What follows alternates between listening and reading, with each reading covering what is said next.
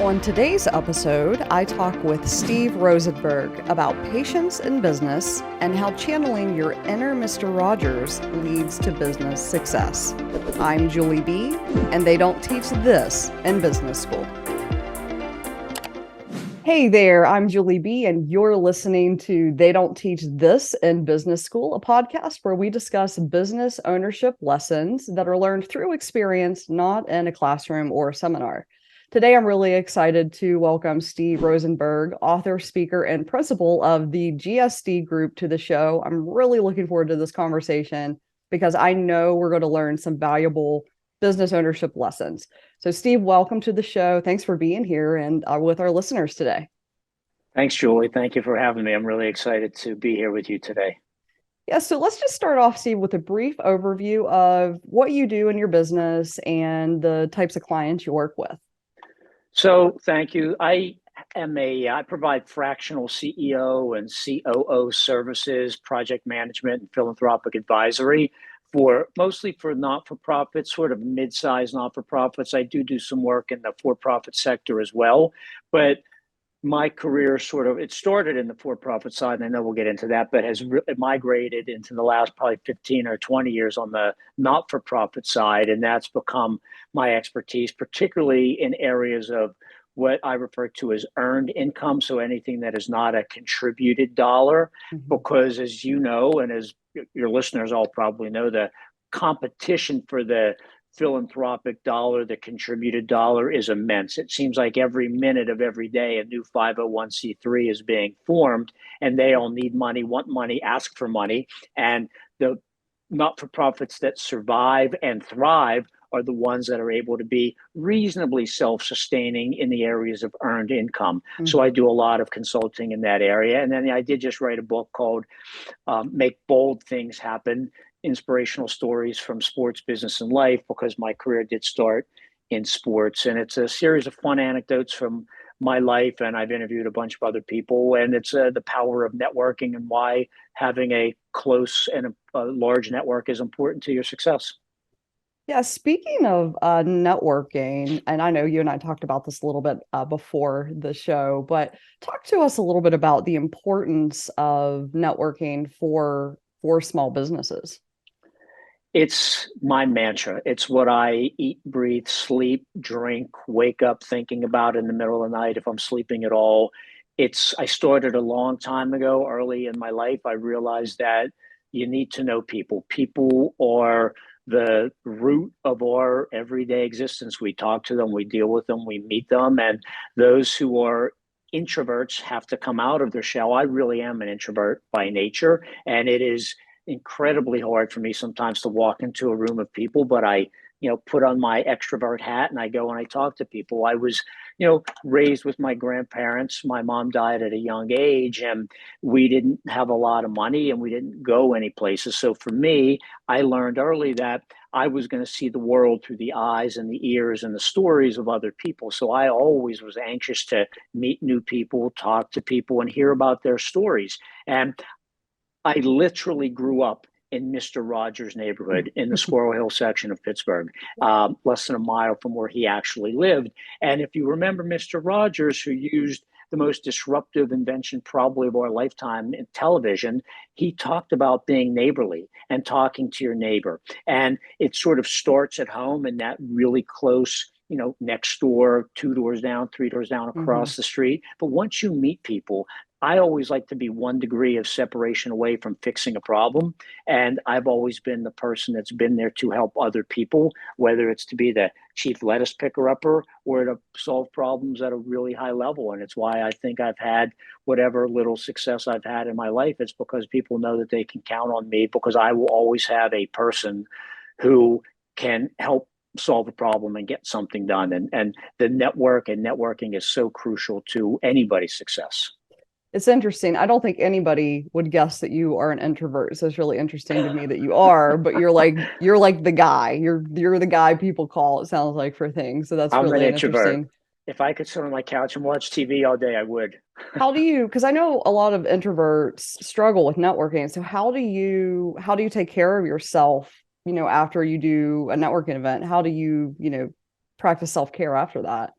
Yeah, it's a great question. So to me, I get so charged up and so excited because I'm genuinely interested in people and their stories. And I get so excited and I'm a psychopath for follow-up. So when I get home, if I have business cards or whatever, I will not go to sleep until I write to every single person, great to meet you. And I will have some, not just great to meet you, but I will try to connect us in some other way. Or, my greatest joy in life and gift in life is to connect to people and watch great things happen. Mm, Not so that I can make money off of it, although people say to me, why don't you do that? If I can connect person A and person B and something happens in point C, maybe somewhere down the line, one of those people will want to help me, or now they're part of my network that I can call on and rely on. But I always follow up immediately. I know everybody's birthday at 4 o'clock the day before your birthday, you're going to get a text from me that says, happy birthday, have a great day tomorrow.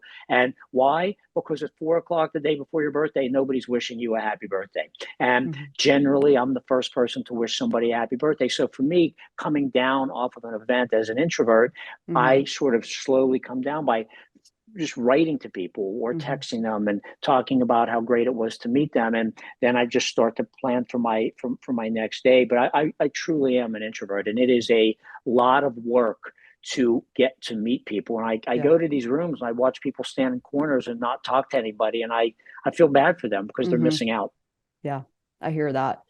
So, Steve, what is your biggest win so far as a business owner? Wow, what a great question. I guess so.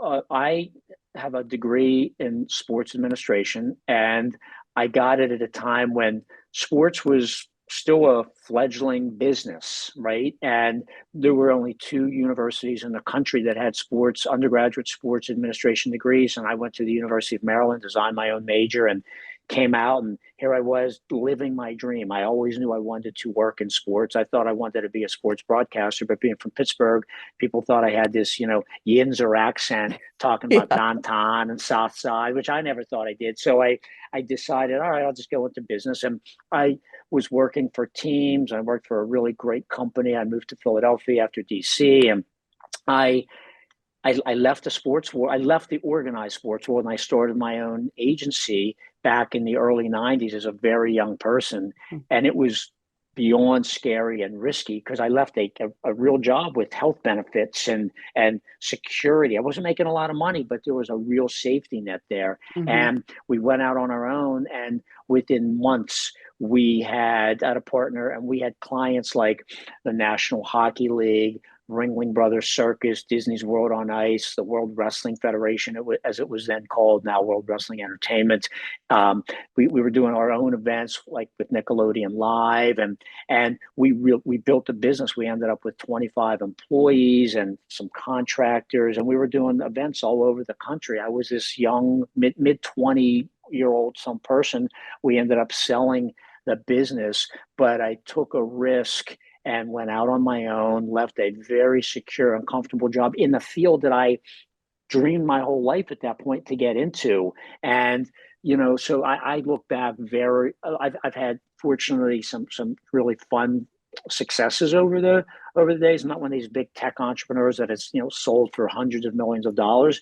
But Mm-hmm. back at the time, we were able to sell that's right at the time when ad agencies were coming in and starting to buy up firms like that, and we sold, and I wanted to start to do something else. But for a young person to be able to take that leap and end up with clients like that, that's what I tell my kids about, and I'm very, very proud of that moment.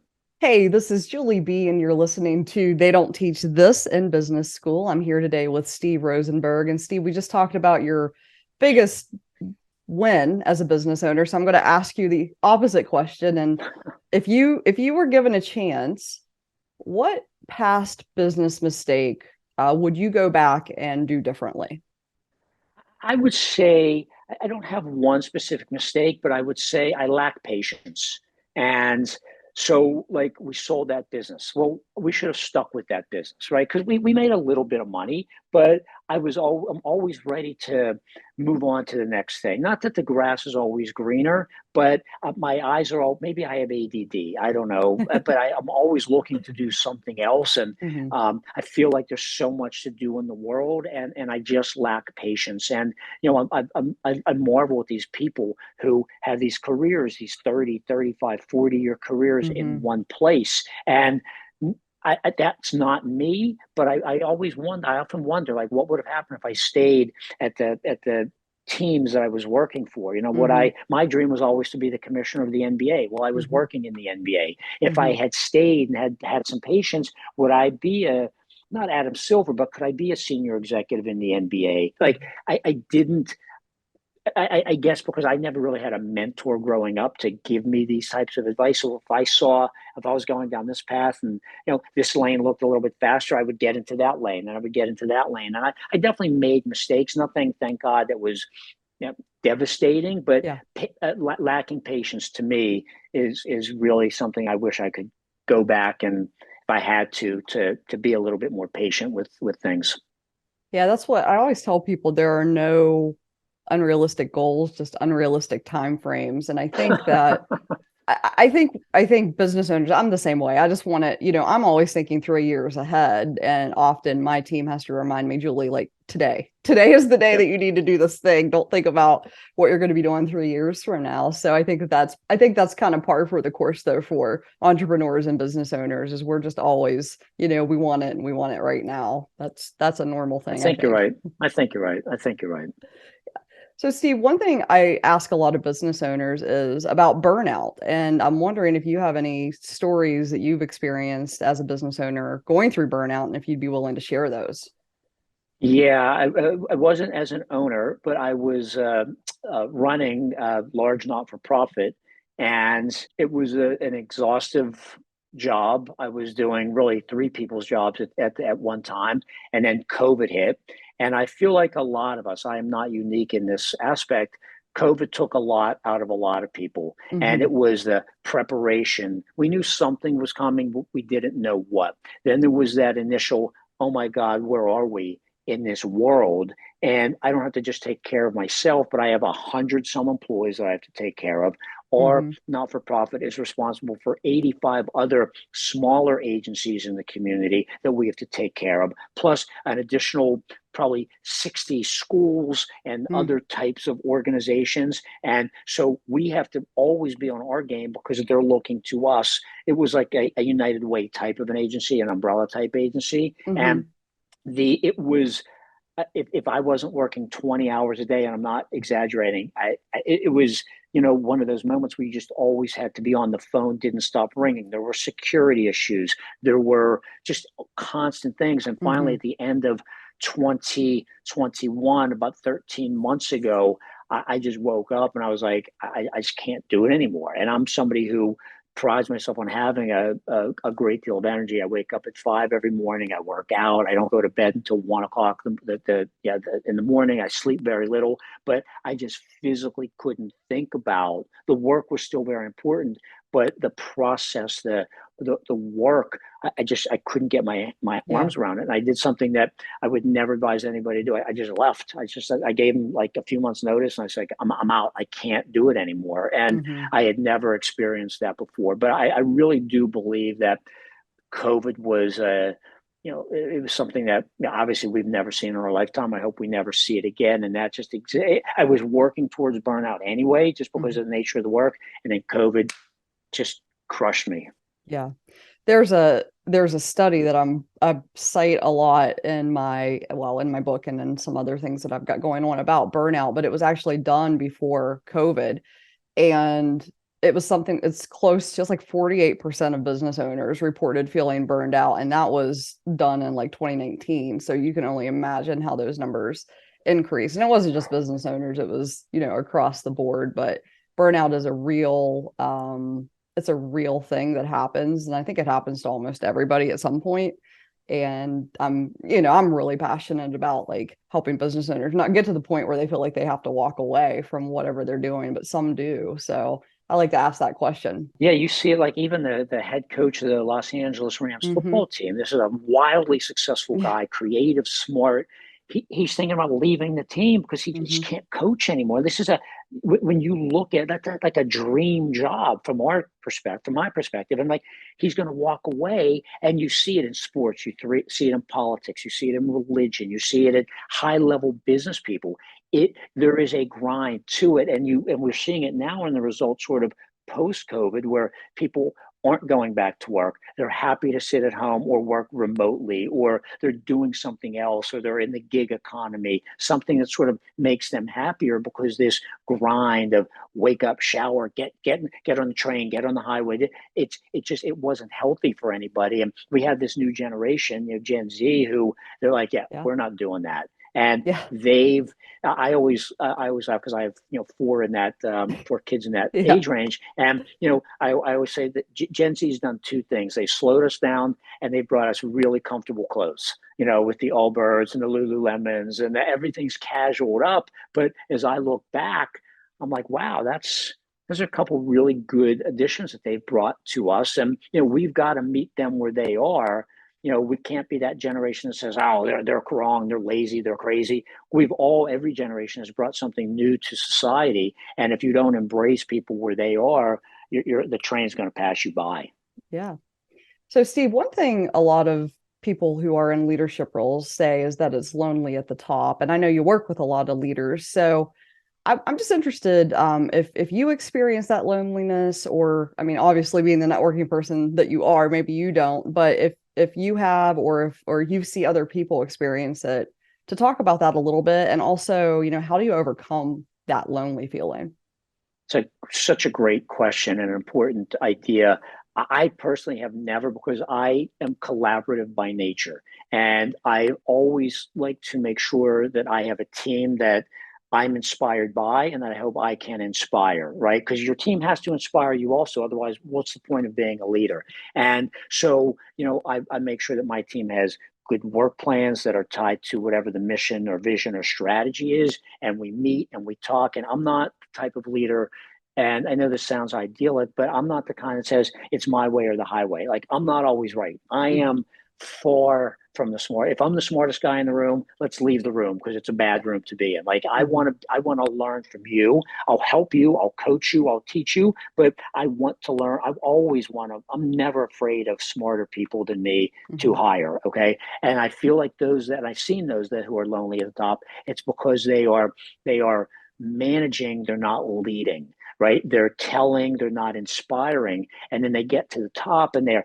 doors are always closed, or they're always in these private meetings, or always have their earphones in, and I can't talk, I can't talk. And there's no collaboration. Yeah. And they go to meetings, they go to lunches, they don't communicate clearly or effectively. And then you see people leave their businesses, and the top's not a place that should be lonely. I know that the peak of a mountain is very thin, but I know tons of people that have climbed Mount Everest and Kilimanjaro and all these places, and they do it in packs together. So when they get to the top, they can enjoy it as a group. And I don't understand, I should say, how you can want to get to the top of anything by Mhm. yourself. Yeah. Like, life is there to enjoy with other people, and that's why I keep talking about with this networking. Like, being with other people, right, is just, it's more fun. Oh, yeah. And so I've never experienced it, but I feel, again, I feel badly for those that just don't want to be with other people, because when you're at the bottom, I would want to be with somebody, with other people, and when Mhm. I'm at the top, I would want to be with other people. So that's just my perspective.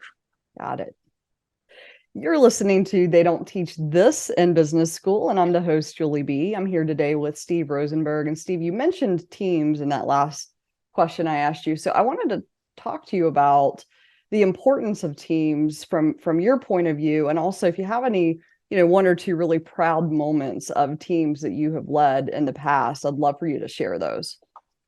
Teams are the most important thing, right? And they are, whether it's a sports team or your team in business, there has to be a cohesiveness. And sometimes you have to tinker, and you have to find the right pieces. And sometimes not every piece works, and you have to change pieces out. And as a business owner or manager or CEO, it's very hard to, all right, I've got to get rid of this person. They're not pulling their weight, right? Because the team can only advance as far as the person that's the least, right? Mhm. And I believe that every person has to understand everybody else's job.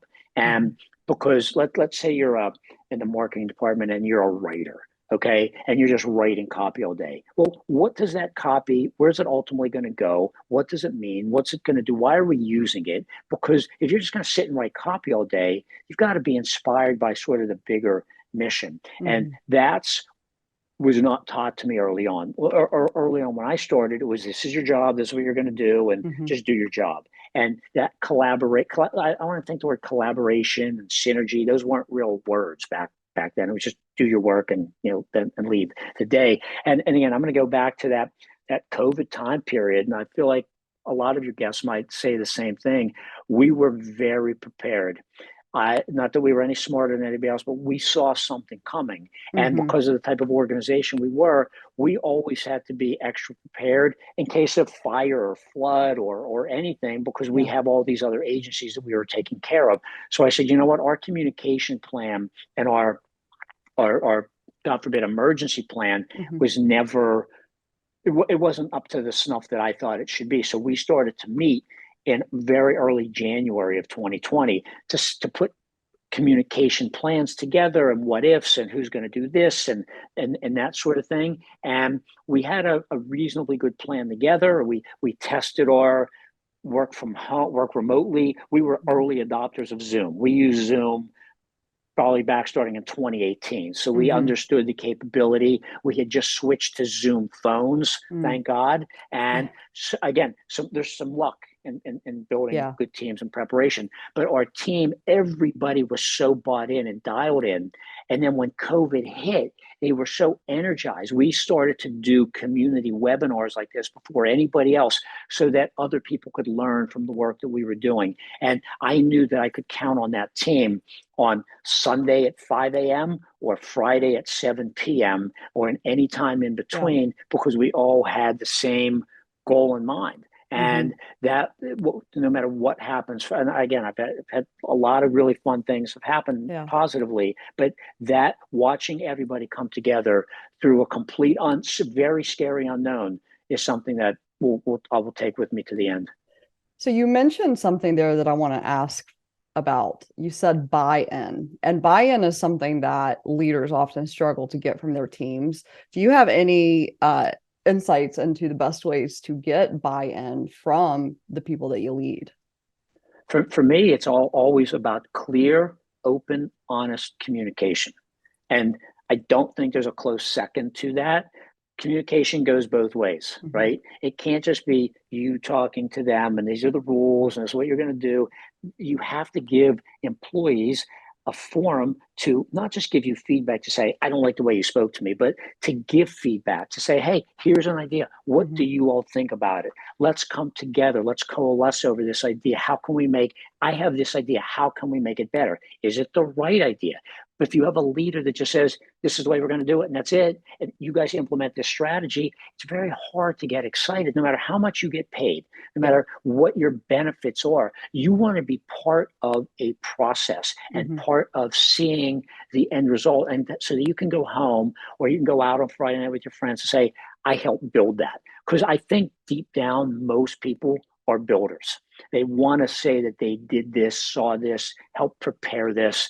And if you don't have that sort of clear, open, honest, two-way communication and let everybody know what the end game is supposed to be, like what are we working for and towards, then I don't know how you could ever get by. And you can't do it with just, hey, if we get this done, I'm going to give you $100. All right, you'll get that task done. But right, I could get my dog to eat if I put a steak down every day. But that's not what you want from your team, or what you want real buy-in. You've got to be honest and open with them. To me, there might be other ways, but for me, there is no other way. Yeah, you want that motivation to come from their internal. They've got to motivate themselves. Yeah, they've got to be motivated. Right.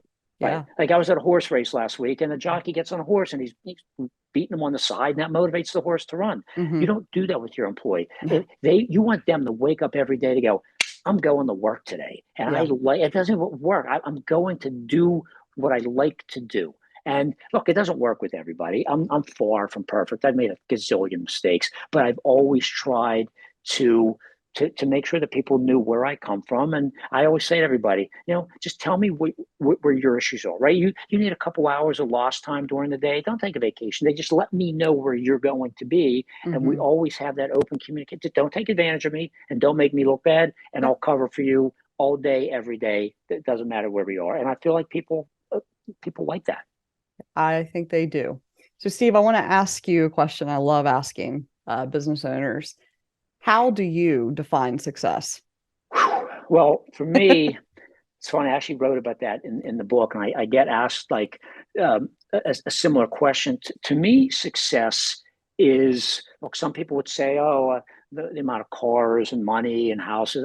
To me, success is showing up every day and giving your best, and knowing that at the end of the day, you did everything you could to make everything better. Whatever everything is, your Hmm. work, your home life, your kids, your parents, your whatever it is.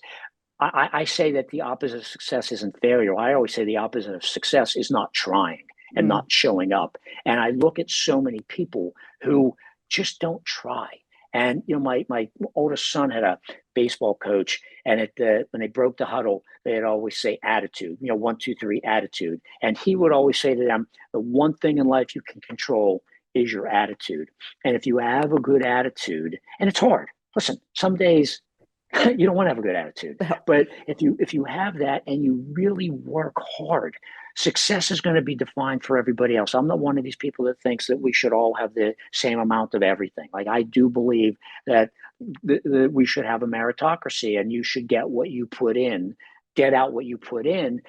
And I've watched so many people who, from my perspective, just don't give enough. Whether they are uh, business people, whether they are athletes, musicians, artists, they go about. There's some people are immensely talented, and Hmm. they just don't give it their all. So Yeah. to me, success is: are you getting out everything that you, as much as you can put in? Give everything your all, and you're going to get what you deserve in life. It's not always fair. That's not what I'm suggesting, but show up every day and and give a good, honest day's effort.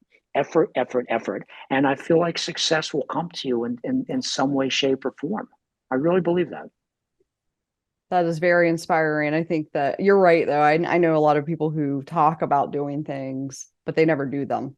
And I'm always the one there to say, just do it. It's not, you're never, no matter how much you plan to start something, you're never going to have it right straight out of the gate. You're going to make mistakes. So the sooner you accept that and start and do, the sooner you can potentially, get to achieve those goals that you want to achieve.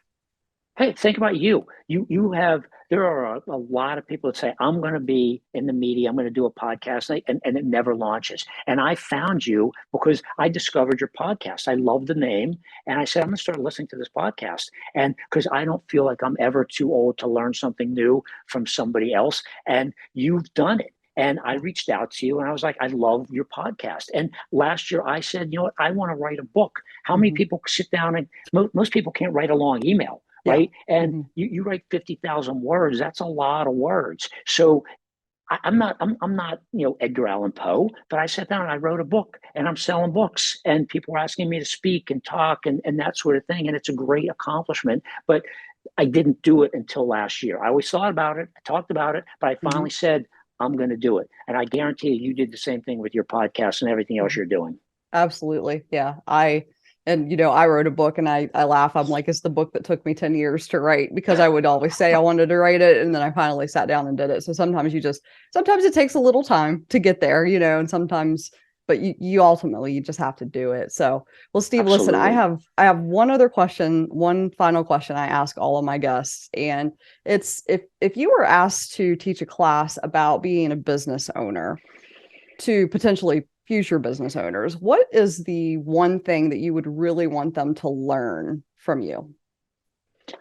So to learn from me, wow, that's a great question. So I would really just say, in addition to coming out and working hard and giving it your all and being a good, honest, effective communicator, be authentic, be genuine, and go out and talk to people. Channel your inner Mr. Rogers. And I never thought at my ripe old age that I would still be talking about Mr. Rogers. But that guy had a profound impact on my life. And, talk to your neighbor, go meet people, build your network. Nobody talks about networking. And networking is not going to the Chamber of Commerce event with 50 business cards and giving them all out and hoping people call you. That's not networking. Networking is hard. I tell people, all of my employees that I either inherit or meet, when in our first encounter, I give them a brand new number 2 pencil. And I tell them 3 things about that pencil. I said, in order for this pencil to work, it has to stay sharp, just like us. And to stay sharp, you got to put it through that little grinding machine, which looks painful, right? But same thing for us. For us to stay sharp, we can't just lay in bed all day. We got to do things that might be painful, number 1. Number 2, what's at the other end of the pencil? An eraser, because we're going to make mistakes. I make them probably 5 times an hour, it seems like. But we have the eraser so that we can erase the mistake we made. Hopefully we don't make the same mistake over and over again, and we move on. And number 3, and most importantly, that pencil is we use it to leave a mark. So leave a mark on society. And to me, the pencil represents so many important things. And but to me, you can't get anywhere without a good, vast, robust network. But that's why that pencil and sharpness, you have to work your network. Keep in touch with them. Wish them a happy birthday. Every Sunday I make a list. I'm going to talk to or touch 100 people every single solitary week. I dare anybody that's listening to try that. And I don't miss. I hit 100 every single week. And it can't be the same 100 from the week before or the week before. And by the way, it could be happy birthday. It could be, hey, I just saw this article I thought you might like. And it can't be a random street meeting. It's a planned 100. And that is work in and of its own, but it's how you keep your network sharp. And if you want to be the person that can be 1 degree of separation from solving problems, that's what you have to do. And nobody teaches that. I guarantee they don't teach that in business school. I know they don't. So, well, Steve, listen, I've really enjoyed this conversation. And I know the business owners and entrepreneurs who will listen to it will get so many valuable tips out of it. I just want to thank you again for being on the show today. Thanks for having me, Julie. It was awesome. And keep up the great work. You do an amazing job. Well, thank you for that. And that is it for this episode, but stay tuned because I'll be back with more lessons learned on the business owner's journey.